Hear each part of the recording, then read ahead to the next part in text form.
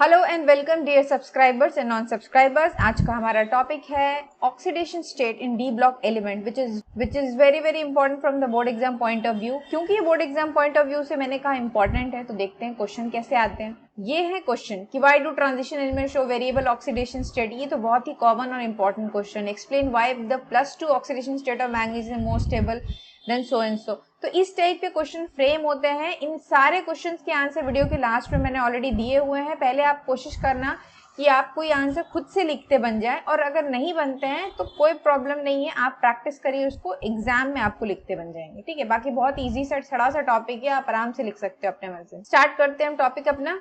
Oxidation state. Oxidation state क्या है, एक लाइन में हमको पढ़ना है। An oxidation state is the charge that an atom would have if all bonds were considered ionic. क्योंकि अगर कोई भी एलिमेंट एटॉमिक फॉर्म में है तो आप नहीं बता सकते कि उसका ऑक्सीडेशन स्टेट क्या है, तो उसको आयनिक फॉर्म में ही आप समझ पाएंगे कि ऑक्सीडेशन स्टेट क्या है। बात क्लियर नहीं हुई होगी, आगे आप पॉइंट देखो तो आपको समझ में आएगा। It reflects the number of electron an atom gain lose share during a chemical reaction. Chemical reaction के वक्त, मतलब कि जब बॉन्ड का फॉर्मेशन होता है, पुराने बॉन्ड टूटते हैं, नए बॉन्ड का फॉर्मेशन होता है, यही है chemical reaction.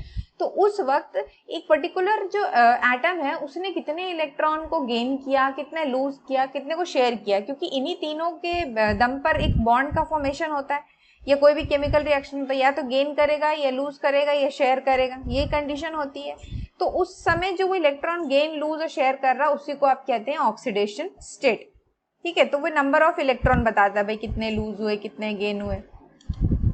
One of the most important property of transition element is to give variety of oxidation state, variety of dishes। सोचो कितनी बड़ी प्रॉपर्टी है ट्रांजिशन एलिमेंट की। ये सबसे खास बात है कि वो बहुत सारे ऑक्सीडेशन स्टेट दिखाते हैं, जबकि जो पीरियोडिक टेबल में बाकी एलिमेंट है, ये बाकी ब्लॉक हैं, उनमें इतना वो नहीं है, वो नहीं दिखा पाते हैं। ठीक है, पी ब्लॉक फिर भी दिखाता है, बट डी सबसे ज्यादा दिखाता है। ये है आपका एक सीरीज, 3D सीरीज। ठीक है, 3D सीरीज में आप देख रहे होगे स्कैंडियम से लेके जिंक तक है, इनमें कितने सारे ऑक्सीडेशन स्टेट दिख रहे हैं। और आप एक चीज देख रहे होगे कॉमन कि +2 सब में दिख रहा है, इसमें भी +2, इसमें भी +2 एंड सो ऑन। तो अगर आपसे कोई पूछेगा, एग्जाम में क्वेश्चन आता है कि what is the minimum oxidation state of D block element, तो आपको आपका आंसर होना चाहिए +2। ये सिर्फ कॉपर का केस है जो एक्सेप्शन है, जिसमें +1 है, अदरवाइज सब मिनिमम तो +2 होता ही होता है, क्योंकि एस से तो इलेक्ट्रॉन निकालते ही हैं। ठीक है, और मैक्सिमम क्या है +7, इवन +8 तक जाता ऑस्मियम का आता है। ठीक है, तो इसको बहुत अच्छे से दिमाग में समझ लीजिए, और ये क्या है बार बार एक दो बार पढ़ेंगे देखेंगे तो समझ में आ जाएगा। अपन इस पे बेस बहुत सारी बातें करेंगे, अभी क्लियर हो जाएगा। बहुत सड़ा सा और बहुत अच्छा सा टॉपिक है, आप आराम से कर लो। D orbital show variety of oxidation state due to the following reason. क्या अभी हमने पढ़े कि d orbital variety of oxidation state देता है, रीजन है उसका, हर चीज का रीजन होता है। क्या रीजन है, दो रीजन है उसके। पहला रीजन वेकेंट ऑर्बिटल, दूसरा reason incomplete filling of D orbital. तो ये दोनों होना बहुत जरूरी है। आप अगर कहीं पे भी पढ़ रहे हो तो वेकेंट होना चाहिए, इनकम्प्लीट होना चाहिए। ठीक है, इस पे बात करते हैं। तो जो वेकेंट ऑर्बिटल है, वेकेंट ऑर्बिटल का मतलब है कि हाँ घर है, घर बना दिया, पर घर में कोई नहीं रहता है, भूतों का घर है, वो चुड़ैल रहती है वहां पर, और चुड़ैले भी रहते हैं। तो वेकेंट ऑर्बिटल तो है, लेकिन उसमें क्या नहीं है, इलेक्ट्रॉन नहीं है। और अब तुम ये सोचो कि जब ऑर्बिटल है और इलेक्ट्रॉन नहीं है तो किस काम का, घर है लोग नहीं है तो किसी भी काम का नहीं। तो ये जो रीजन है वेकेंट ऑर्बिटल का, इसको हम करते हैं रिजेक्ट। ठीक है, तो इसीलिए ये रीजन रिजेक्ट हो गया। वेकेंट ऑर्बिटल कोई रीजन नहीं है, ये रीजन आप यहाँ पर ऑक्सीडेशन के केस में उतना वैलिड नहीं। तो वैलिड कौन सा रीजन है, incomplete filling of D orbital, मतलब कि घर तो हो लेकिन उस घर में लोग भी हों। ठीक है, ऑर्बिटल तो हो लेकिन ऑर्बिटल में इलेक्ट्रॉन भी हो। आपको पता है डी में 5 ब्लॉक्स होते हैं। ठीक है, D5 वाली कंडीशन होती है, 5 ऑर्बिटल मतलब कि 10 इलेक्ट्रॉन। तो ये कंडीशन बहुत इंपॉर्टेंट है, इसे हम एक्सेप्ट करते हैं कि incomplete filling of D orbital हमको चाहिए वेरिएबिलिटी दिखाने के लिए ऑक्सीडेशन स्टेट की। तो कुल मिला के हम इस निष्कर्ष पे पहुंचे हैं कि क्या चाहिए हमें चाहिए हाफ फिल्ड। तो हाफ फिल्ड का होना जरूरी है, पूरा भी नहीं भरा हो। वैसा नहीं कि घर बना दिए तो पूरा मोहल्ला तुम्हारे ही घर में रह रहा है, ये भी नहीं है। Half filled is necessary. D block तो हो, उसमें इलेक्ट्रॉन भी हो, पर कैसी कंडीशन में हो, हाफ फिल्ड। ठीक है, एग्जाम्पल, ये आप एग्जाम्पल देख रहे हो, ये जो एग्जाम्पल है आपकी स्क्रीन के सामने, ये जो ऑर्बिटल आपको दिख रहे हैं कि डी में 5 इलेक्ट्रॉन भरे हैं, ये डी है, 1 2 3 4 5। ठीक है, ये डी है। तो ये किसका एग्जाम्पल मैंने बताया है, देखो ये है मैंगनीज का। ठीक है, तो मैंगनीज का एटॉमिक नंबर होता है 25। कैटेगराइज कैसे करें, 25 है तो 25 का 5 लिख दो डी के ऊपर, 2 लिख दो एस के ऊपर, ठीक है, ज्यादा वाला डी के ऊपर, कम वाला एस के ऊपर। तो आपको अगर याद करने की जरूरत ही नहीं। मैग्नीज का एटॉमिक नंबर 25, 25 को तोड़ दो, बड़े वाले को डी के साथ भेज दो, छोटे वाले को एस के साथ भेज दो, तो 3d5 4s2, ठीक है, थोड़ा याद रखने का ऐसी। तो अब इसको देखो, डी में हमने क्या किए, 5 इलेक्ट्रॉन को फिल कर दिए, एस में कितने थे, 2। तो ये काम का है। ये काम का क्यों है, क्योंकि ये हाफ फिल्ड है, ठीक है, और हाफ फिल्ड स्टेबल कंडीशन होती है, आपको पता है, बहुत काम की होती है। आप तो इसी वजह से, क्योंकि इसमें 5 प्लेसेस हैं अपने पास, तो सोचो कितने सारे अपन को ऑक्सीडेशन स्टेट देता है। तो ये जो हमने स्टेट यहाँ पे बनाए हैं अभी एट प्रेजेंट जो आप देख रहे हो, ये तो क्या है, ग्राउंड स्टेट है। और अगर हम एक्साइटेड स्टेट की भी बात अगर करते हैं, उसमें भी मान लो एक्साइटेड स्टेट में देखो क्या हो गया, यहाँ का एक इलेक्ट्रॉन यहाँ चला गया पी के पास, तब तो और अच्छी बात, कुल मिलाकर कितने हो गए, 1 2 3 4 5 6 7, इसीलिए हमने यहाँ पर लिखे हैं 7। तो मैक्सिमम कितना दे सकता है, +7 तक दे सकता है डी, ठीक है। तो ये डी के सारे नहीं, मैग्नीज बस। ओके, अब ये जो आपको दिख रहा है फ्लोचार्ट, इसको मैं समझा दे रही हूँ, ऐसे में कंफ्यूजन होगा। बीच में क्वेश्चन आपको ये लिखा हुआ सीधा साधा सा कि why do D block elements show variable oxidation state. यही अभी हमने क्वेश्चन, यही चीज हमने। तो वेरिएबल ऑक्सीडेशन स्टेट क्यों दिखाता है, वेरिएबल ऑक्सीडेशन स्टेट दिखाने का रीजन है कि ये incomplete filling of D orbital होते हैं इनके पास, इसीलिए दिखाता है। दो तरीके का हम देखते हैं, एक है ज्यादा वैरायटी वाले और एक है लेस वैरायटी वाले। डी ब्लॉक के अंदर मोर वैरायटी वाले, more variety of oxidation states, less variety of oxidation state. तो मोर वैरायटी जो है वो कौन दिखाता है, ब्लू के सामने, ब्लू में आ जाओ, मिडिल ऑफ द सीरीज जो बीच में है पीरियोडिक टेबल के, तो वहां तक तो क्या दिखाता है, बहुत सारे वैरायटी के मिलेंगे आपको। लेकिन जो लेस वैरायटी वाले हैं वो कहाँ पर आपको मिलते हैं, लेफ्ट सीरीज में और राइट सीरीज में। तो यहाँ पे मैंने लिख दिया है लेफ्ट में। लेफ्ट में कौन मिलते हैं, आपके लेफ्ट। अब आप चाहे लेफ्टी हो चाहे राइटी हो, जो भी साइड हो आपका, अगर आपका लेफ्टी राइटी है तो इसको उल्टा कर लेना है सेंटेंस को। तो लेफ्ट सीरीज में क्या है, स्कैंडियम वाली सीरीज है, और राइट आप जाओगे तो कौन सी वाली सीरीज है, जिंक वाली लाइन है। तो यहाँ दो जगह पे आपको बहुत कम वेराइटी के मिलते हैं ऑक्सीडेशन स्टेट, लेकिन जो बीच में है middle of the periodic table के, डी ब्लॉक के सॉरी, वहां पे बहुत सारे वैरायटी के ऑक्सीडेशन स्टेट आप देख सकते हो। या तो एक क्वेश्चन यहाँ पे ये भी आ जाता है कि आप जब हम वेरिएबिलिटी देखते हैं तो मिडिल तक क्या होता है, इंक्रीज होता है, स्कैंडियम से धीरे धीरे धीरे धीरे धीरे क्या है, इंक्रीज होना शुरू होता है ऑक्सीडेशन स्टेट, मैग्नीज तक इंक्रीज होता है, उसके बाद फिर क्या होता है, रिड्यूस होना शुरू हो जाता है। क्यों होता है, मैं आपसे आगे इस चीज को डिस्कस करूंगी, क्यों होने लगता है। मैग्नीज तक तो बड़ा अच्छा +7 दिया, उसके बाद इसकी लुटिया डूब जाती है, क्यों। Trends in variable oxidation state, scandium से लेके जिंक तक, ठीक है, मतलब हम कहां से कहां की बात कर रहे हैं, लेफ्ट टू राइट, मतलब अक्रॉस द पीरियड, इसको अक्रॉस बोला जाता है। तो across the period left to right in the d block, ठीक है, क्या ट्रेंड दिखाता है oxidation state, the maximum oxidation state increases up to group 7 manganese तक as more unpaired electrons are available for bonding.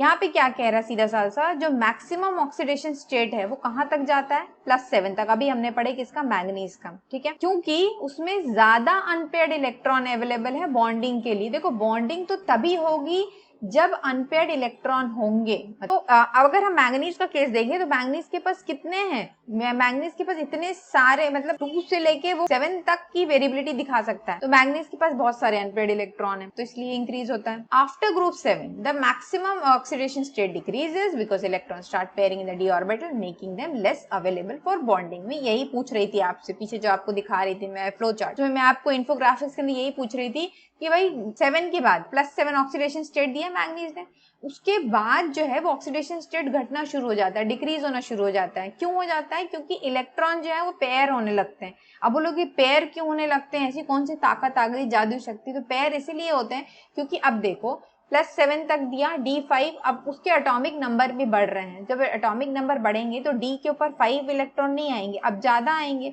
मान लो 6 आ गए, 7 आ गए, तो अब क्या हो गया, स्टार्टिंग के जो है वो पेयर होना शुरू हो जाएंगे। क्लियर है, मेरे कहने का मतलब ये है, 1 2 3 4 5। तो पहले तो हमने बोले मैग्नीज में ऐसा है, ऐसा है, ऐसा है, ऐसा है, तो इंक्रीज हो रहा था, ज्यादा दिखा रहा था। उसके बाद मान लो 3D5 ना होके 3D7 वाली कंडीशन है, तो 5 यहाँ पर, 7 ऐसे ही फिलिंग करोगे, तो अब क्या हो गया, नंबर ऑफ इलेक्ट्रॉन जो है रिड्यूस हो गए। तो यहाँ पर यही बता रहा कि अक्रॉस द पीरियड की अगर आप बात करेंगे तो मैग्नीज तक आप देखोगे कि इंक्रीज हो रहा है, नहीं तो उसके बाद क्या होता है, ये डिक्रीज होना शुरू हो जाता है। ये क्वेश्चन आता है, बहुत ही इंपॉर्टेंट क्वेश्चन है कि why the oxidation state start decreasing after manganese.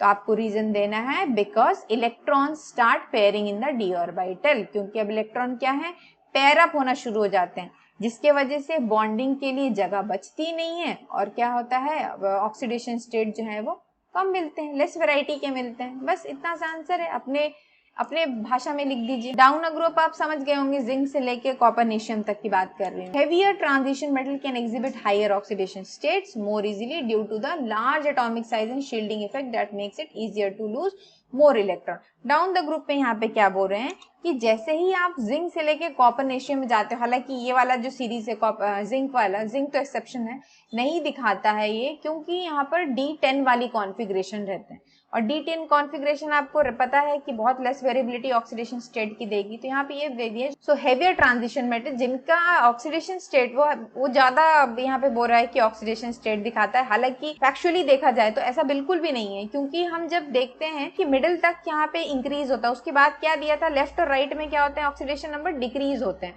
तो ये जो फैक्ट यहाँ पे बोल रहा है कि डाउन द ग्रुप जो है वो इजी होता है, क्योंकि एटम बड़े होते जाते हैं और एटम बड़े होते जाते हैं तो जो अंदर के इलेक्ट्रॉन है इसको शील्ड कर पाते नहीं है, इलेक्ट्रॉन को निकाल पाना उतना ही आसान होता है। तो ये सब ठीक है, मैंने सब मान लिया, स्टेटमेंट भी सही है थोड़ी देर के लिए। लेकिन आप देखो, जब आप कॉन्फ़िगरेशन लिखेंगे और अगर आपको ये नहीं मिल रहा है, अगर ये पेयरिंग नहीं हो रही है, तब तक तो ठीक है, लेकिन अगर पेयरिंग कंडीशन आ जाती है तो ऑक्सीडेशन स्टेट में वेरिएबिलिटी कतई नहीं दिख सकती किसी हालत में। ठीक है, इसको बस आप ध्यान रखिए। तो जिंक हो गया, जिंक के बाद कैडमियम, कैडमियम के बाद आपका मरकरी, मरकरी के बाद कॉपरनेशियम। ये एग्जाम्पल है डाउन अ ग्रुप में। Trend chromium, vanadium, iron.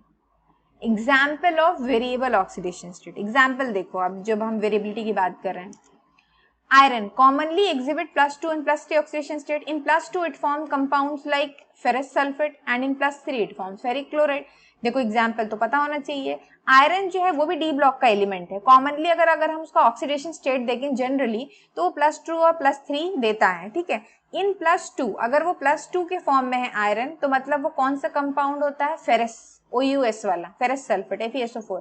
अगर +3 लगा है तो फेरिक बोलते हैं। नेमिंग करते समय आप ये चीज ध्यान देते हैं ना कि क्या लिखा है, ठीक है, और स्टेट उसमें +2 +3 को किस तरीके से नेमिंग की जाती है। +2 रहता है तो अस लग जाता है OUS, और अगर +3 रहता है तो IC लगता है, इक, ferric. Chromium show +2 +3 +6 oxidation state. The +6 state is seen in powerful oxidising agent like potassium dichromate. अब क्रोमियम की भी कहानी है भाई, क्रोमियम का जो है वो +6 तक देता है, दे सकता है क्रोमियम +6 तक। पावरफुल ऑक्सीडाइजिंग एजेंट है। ऑक्सीडाइजिंग एजेंट कौन होते हैं, जो खुद रिड्यूस हो जाते हैं और दूसरों को ऑक्सीडाइज करते हैं, तो पावरफुल ऑक्सीडाइजिंग एजेंट है। जैसे कि पोटेशियम डाइक्रोमेट में K2Cr2O7 में जब Cr का देखेंगे, Cr मतलब वो वाला Cr नहीं, ये वाला Cr, ये Cr को जब देखेंगे तो ऑक्सीडेशन जो ऑक्सीडेशन स्टेट है वो कहाँ तक है, प्लस, कितने सारे ऑक्सीडेशन है, +2 भी देता है, +3 भी देता है, +6 भी देता है। आयरन के अंदर भी वेरिएबिलिटी है। Vanadium, vanadium can exhibit +2 +3 +4 +5। ठीक है, इतने सारे देता है oxidation state, each giving different colour in solution due to different D electron configuration. Please इस पॉइंट को अपने दिमाग के खोपड़े में बैठा लो आप कि ये देखो कितना भारी भरकम, इतना बहुत इंपॉर्टेंट टॉप पॉइंट बता रही हूँ मैं आपको, बहुत इंपॉर्टेंट है, बहुत इंपॉर्टेंट है, इसको नोट डाउन कर लो आप, इसको लेके रखो। ये देखो इससे बहुत क्वेश्चन बन सकते हैं। पूछ रहे vanadium can exhibit so many of the oxidation state, +2 +3 +4 +5, इतने सारे दिखा रहा है भाई।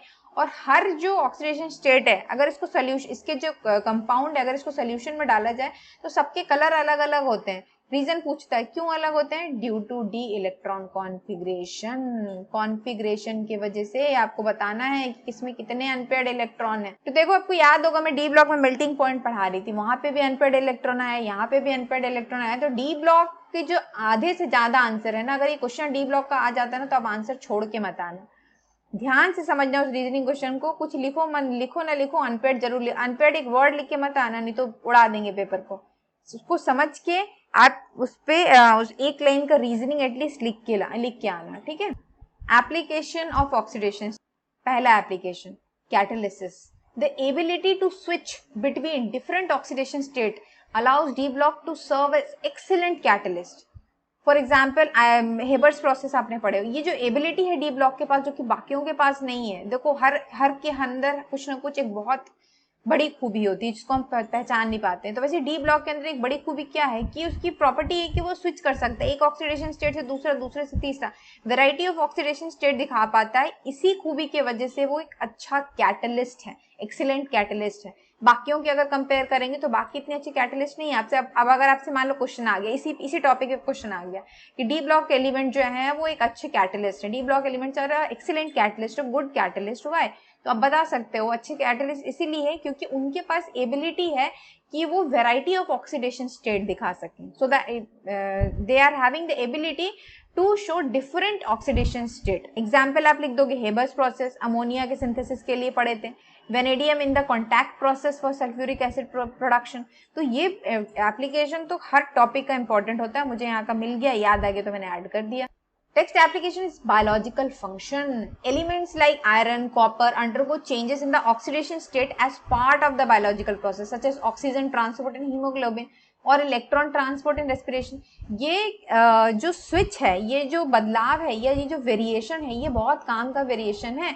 ये अपन हीमोग्लोबिन, हम ऑक्सीजन ट्रांसपोर्ट जो पढ़ते हैं, बायोलॉजी वाले जो स्टूडेंट होंगे उनको पता होगा, हीमोग्लोबिन का जो स्ट्रक्चर है उनमें सब जगह ये जो एलिमेंट्स हैं इनकी जो वेरिएबिलिटी है उसी के वजह से ये पूरे सिस्टम को कंट्रोल करके मेंटेन कर रखे हैं, बायोलॉजिकल फंक्शन को बचा के और संभाल के रखे हैं। हाँ, आयरन और कॉपर जो है ये भी ऑक्सीडेशन के बाद इट चेंजेस, तो ये सारे चेंजेस इसको एक एप्लीकेंट, ये सारे जो अलग अलग चेंजेस हैं यही इसके क्या है, एप्लीकेशन है। और ये चेंजेस की वजह क्या है, ये चेंजेस की वजह है half field orbitals, unpaired electron, बहुत सारे आप बता सकते हो, बिल्कुल अपने आप मन से ये टॉपिक को लिख सकते हो। अब आ जाते हैं क्वेश्चन, पहले क्वेश्चन पे आ जाइए। Explain why the +2 oxidation state of manganese is more stable than +3 state, while the +3 oxidation state of iron is more stable than +2 oxidation state। ये बहुत इंपॉर्टेंट क्वेश्चन है। अभी मैंने आपसे बोला था नोट पॉइंट में अभी हम डिस्कस कर रहे थे कि 3D सीरीज में कौन सा वाला लेस 3D सीरीज में मैं आपको बता रही थी जो लोअर है वो ज़्यादा स्टेबल है, 4D और 5D में जो हाइयर है वो हाइयर ऑक्सीडेशन स्टेट ज़्यादा स्टेबल है।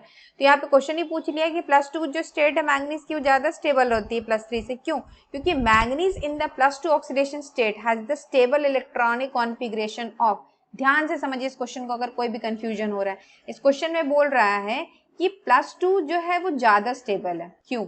इसीलिए स्टेबल है क्योंकि जब +2 वाली कंडीशन आ जाती है ना, मैंगनीज का जो कॉन्फ़िगरेशन अपन लिखते हैं वो लिखते हैं 3d5 4s2, ठीक है। अब 3d5 4s2 +2 वाली कंडीशन है, मतलब कि 2 इलेक्ट्रॉन जो है वो कहाँ पर है, s के पास है, निकल गए 2 इलेक्ट्रॉन, +2 का मतलब ये 2 इलेक्ट्रॉन निकल गए। अब कॉन्फ़िगरेशन क्या बच गया, 3d5, सिर्फ d5 बच गया, और d5 क्या है, ज्यादा स्टेबल है एज कंपेयर टू d3 या d4 से। Half field is more stable then the incompletely field, ठीक। तो ये हाफ फील्ड को हमेशा हम पढ़ते हैं ना, हाफ फील्ड स्टेबल है, तो D5 जो है वो ज्यादा स्टेबल है एज कंपेयर टू D3 या एज कंपेयर टू D4, जो भी कहो आप। इन कॉन्ट्रास्ट अगर +3 ऑक्सीडेशन स्टेट जो है वो D4 जो है is less stable because the half field configuration is lost, क्योंकि जब +4 हो जाता है ना, देखिए मैं वही आपसे कह रही थी, कहाँ गया भाई, ये देखो, जब तक D5 है तब तक तो ठीक है भाई, भला चंगा स्टेबल है। जैसे ही ये D4 वाली कंडीशन आती है, 1 2 3 4 5, 1 2 3 4, D4 जब आ जाता है, अब यहाँ पे क्या हो जा रहा है कि जो पहले तो स्टेबल था, D5 स्टेबल था, एक इलेक्ट्रॉन चला गया इसमें से भी,